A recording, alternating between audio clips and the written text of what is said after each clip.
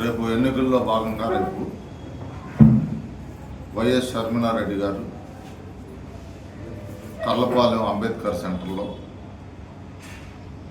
Corner meeting రేపు సాయంత్రం 4 గంటలకి బాపట్ల నియోజకవర్గంలో పర్యటనలో భాగంగా మరియు బాపట్ల ప్రాంత ప్రజలకి కాంగ్రెస్ అభిమానులు కార్యకర్తలు అందరూ పాల్గొని ఈ సభను జయప్రదం చేస్తారని కాంగ్రెస్ పార్టీ తరఫున మేము అందరం కోరుకుంటున్నాం. అదేవిధంగా రాబోయే ఎన్నికల్లో కాంగ్రెస్ పార్టీ తరఫున పోటీ చేసే జిల్లాల అభ్యర్థులందరికీ మంచి విజయాన్ని అందించాలని బాపట్ల జిల్లా ప్రజలందరూ కోరుకుంటూ ఈరోజు ఒక 5 సంవత్సరాలు టీడీపీ ప్రభుత్వాన్ని, ఒక 5 సంవత్సరాలు వైసీపీ ప్రభుత్వాన్ని ప్రజలందరూ చూశారు. వాళ్ళిద్దరూ ఒకళ్ళ మీద ఒకళ్ళు దాడులు చేసుకోవటం తప్పితే ప్రజలకు సేవ చేయాలనే ఆలోచనతో లేని విధంగా ఇక్కడ ఉన్న ప్రాంతీయ పార్టీలు ఉండటం ప్రజాస్వామ్యంలో సరైన పద్ధతి కాదు. ప్రజల గురించి ఆలోచన చేసే విధానం మర్చిపోయిన చంద్రబాబు నాయుడికి కానీ జగన్మోహన్ రెడ్డికి కానీ ప్రజలు బుద్ధి చెప్పి షర్మిలారెడ్డి గారి నాయకత్వాన్ని బలోపేతం చేసి కాంగ్రెస్ పార్టీ ఉంటేనే ఈ రాష్ట్రం కానీ ఈ దేశం కానీ సంక్షేమము అభివృద్ధి ఏ విధంగా పరుగులెత్తింది గత కాంగ్రెస్ ప్రభుత్వం. ఈరోజు కేంద్ర ప్రభుత్వం కానీ రాష్ట్ర ప్రభుత్వం కానీ ఏ విధంగా అభివృద్ధి మానేసి అబద్ధాలను అభివృద్ధిగా చూపెడుతూ కులాలు మతాల మధ్య విద్వేషాలు పెంచుతూ పరిపాలించడం మానేసిన ఈ కేంద్ర రాష్ట్ర ప్రభుత్వాలకి బుద్ధి చెప్పాల్సిన సమయం ఆసన్నమైంది. అదేవిధంగా ఇండియా కూటమిలో భాగంగా సిపిఐ కానీ అన్ని రకాల పార్టీలు కాంగ్రెస్తో పాటు ప్రయాణింప జరిగి కేంద్రంలో రాహుల్ గాంధీని ప్రధాని చేసే రాక మరియు ఇక్కడ షర్మిలారెడ్డి నాయకత్వంలో ఘన విజయం సాధించాలని మనస్ఫూర్తిగా కోరుకుంటూ బాపట్ల ప్రాంతంలో మన ఎంపీ అభ్యర్థి అయిన జేడీ శీలం గారు గత 25 సంవత్సరాలుగా బాపట్ల ప్రాంతంలో తిరుగుతూ అనేక అభివృద్ధి తనకున్న తక్కువ సమయంలోనే అనేక అభివృద్ధి ఫలాలు బాపట్ల ప్రజలకు అందించి ఒక ఎంపీ అనేవాడు ఈ విధంగా ఉండాలి, ప్రతి సామాన్యుడికి అందుబాటులో ఉండాలి అనే విధంగా చేసి చూపెట్టిన మార్పు చెందని ఎంపీలని ఎన్నుకోవటం మన ప్రాంతం అభివృద్ధి చెందకపోవటానికి ఒక ఉదాహరణ. ఈ జగన్మోహన్ రెడ్డి కానీ ఈరోజు వాళ్ళ కుటుంబాన్ని సరిచేసుకోలేని పరిస్థితుల్లో ఉన్న జగన్మోహన్ రెడ్డికి రాష్ట్రాన్ని అప్పచెప్పడం వలన ఈ ప్రాంతం అభివృద్ధికి నోచుకోవటం పోగా వందల మంది ఇక్కడ పెట్టుబడులు పెట్టిన వాళ్ళు ఏపీ అంటే ఐపీ పెట్టి వెళ్ళిపోయే పరిస్థితికి ఇక్కడున్న రాష్ట్ర ప్రభుత్వం ఉన్నందుకు సిగ్గుచేటు. ఒక విజన్ నుండి ఈ ఆంధ్రప్రదేశ్ని అభివృద్ధి దిశగా తీసుకెళ్లాల్సింది పోయి వాళ్ళు కట్టింది ఇల్లు కూల్చేయటం, ఇల్లు కట్టిని వాళ్ళు కూల్చేయటం, ఇల్లు 40 కేసులు పెడితే రేపు తెలుగుదేశం గవర్నమెంట్ వచ్చిన వాళ్ళ మీద 100 కేసులు పెడతారు తప్పితే ప్రజలకు చేసేది మాత్రం శూన్యమని మీ ద్వారా తెలియజేసుకుంటున్నాను. అదేవిధంగా కేంద్ర ప్రభుత్వం ఈరోజు చూసాం, వాళ్ళు నిర్మించింది సర్దార్ వల్లభాయ్ పటేల్ అయోధ్య రామాలయం.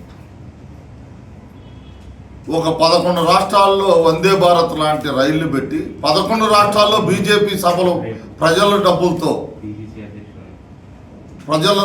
డబ్బులతో బీజేపీ పార్టీని ప్రభుత్వాన్ని ఎక్స్పోజింగ్ చేసుకుంటాను చూసుకున్నారు తప్పితే ఎన్నో వందల రైళ్లు నిర్మించిన ప్రయాణింపజేసి ప్రజలకు అందుబాటులోకి తీసుకొచ్చిన కాంగ్రెస్ పార్టీ ప్రధానమంత్రిగా ఉన్న వాళ్ళు ఎవరు కూడా జెండాలు ఊపడానికి రాలేదు. పని చేసుకుంటూ వెళ్ళాం మేము. వాళ్ళు 11 రైళ్లు ప్రారంభించి 11 చోట్ల బీజేపీ మీటింగులు, వందల కోట్ల రూపాయలు ప్రజల డబ్బును దుర్వినియోగం చేసిన చరిత్ర ఈ నరేంద్ర మోడీ. ఎన్నో రకాలైన పరిశ్రమలు, రైల్వే లైన్లు కానీ, స్టేషన్లు కానీ మేము నిర్మించుకుంటూ పోతే నరేంద్ర మోడీ ఈరోజు ఎన్ని రకాలుగా అమ్ముకుంటూ పోతున్నాడు. పేదవాడికి పట్టెడు అన్నం పెట్టలేని పరిస్థితిలో ఉండి ధనవంతులకి 12 లక్షలు 10 లక్షల కోట్ల రూపాయలు రుణమాఫీలు చేస్తున్నారు తప్పితే, పేదరికంగా అనుభవించేవాడినేమో క్రెడిట్ కార్డుల రూపంలో, డెబిట్ కార్డుల రూపంలో ఏదైనా రూపాయి వేసుకుంటే వందల రూపాయలు మన దగ్గర కట్ అయ్యే విధంగా బ్యాంకుల్లో, ఏటీఎంలో మనం డ్రా చేసుకుంటుంటే, కానీ లక్షల కోట్ల రూపాయలు మాత్రం అదానీ అంబానీలకి వాళ్ళ యొక్క పరిశ్రమలకి రద్దు చేసుకుంటూ ప్రభుత్వ డబ్బుని దోపిడీ విధానంలో తీసుకెళ్ళి కొత్త సంస్కృతి, కొత్త స్కీముల ద్వారా ఈ నరేంద్ర మోడీ ప్రజలను మోసం చేసుకుంటూ వెళ్తున్నాడు.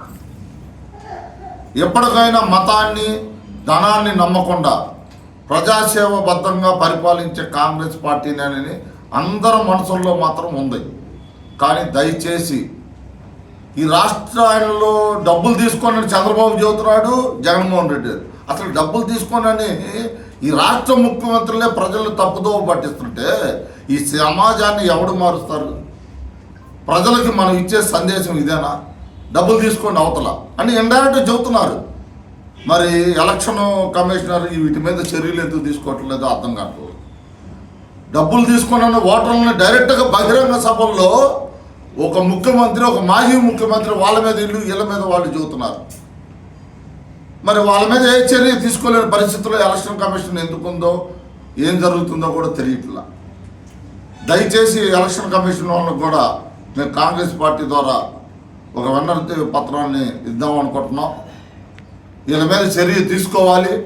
ప్రజల్ని తప్పుదోవ పట్టిస్తూ లంచగొండులు చేసే విధంగా ప్రోత్సహిస్తున్న ఈ 2 పార్టీలని ప్రజలు తరిమి కొట్టాలని కోరుకుంటూ, షర్మిలా గారి నాయకత్వంలో రేపు జరిగే సభని జయప్రదం చేయాలి. త్వరలో కాంగ్రెస్ పార్టీకి సంబంధించిన 3 నియోజకవర్గాలు చీరాల, బాపట్ల, రేపల్లో కూడా అభ్యర్థులను ప్రకటిస్తారు. అభ్యర్థులను ప్రకటించినప్పుడు ఇంటింటికి కాంగ్రెస్ పార్టీని, కాంగ్రెస్ పార్టీ చేసిన సేవల్ని ప్రజల్లోకి ఒకసారి అర్థమయ్యే విధంగా చెప్పి, వాళ్ళు కూడా మార్పు చెందితేనే ప్రజాసేవ కావాలంటే కాంగ్రెస్ పార్టీకి ఓటేయండి. పారిశ్రామికవేత్తలు కావాలి, కొనుక్కోవటం, అమ్ముకోవటం, దోచుకోవటం అనుకుంటే తెలుగుదేశం, వైసీపీ పార్టీకి వేయండి. మోడీ ప్రభుత్వానికి అండగా ఉండే ఒకళ్ళు ఇంట్లో కాపురం చేసేవాళ్ళు అయితే ఒకళ్ళు బయట కాపురం చేసేవాళ్ళు చంద్రబాబు నాయుడు కానీ, జగన్మోహన్ రెడ్డి కానీ. మోడీ కనుసరణలోనే ఇవన్నీ జరుగుతున్నాయి. దయచేసి ఒకసారి అర్థం చేసుకోండి. వీళ్ళ మీద వాళ్ళు, వాళ్ళ మీద వీళ్ళు. ఎలక్షన్ ముందు వీళ్ళు పొత్తు, ఎలక్షన్ అయిన తర్వాత వాళ్ళు పొత్తు. ప్రజలు గమనించి నరేంద్ర మోడీ ఏమంటుండే తెలుగుదేశం పార్టీ, వైసీపీ ప్రభుత్వాన్ని ఓడగొట్టాల్సిన బాధ్యత ఆంధ్రప్రదేశ్కు ఉంది. ఆంధ్రప్రదేశ్ షర్మిలారెడ్డి గారి నాయకత్వంలో బలోపేతం కాబోతుంది. ప్రజల గుండెల్లో చిరస్థాయిగా ఉన్న ఏదైనా ఉందంటే అది కాంగ్రెస్ పార్టీనే. దయచేసి కాంగ్రెస్ పార్టీని ఆదరిస్తారని, రేపు షర్మిల సభని విజయవంతం చేస్తారని బాపట్ల ప్రజలందరినీ కోరుకుంటూ, జై కాంగ్రెస్.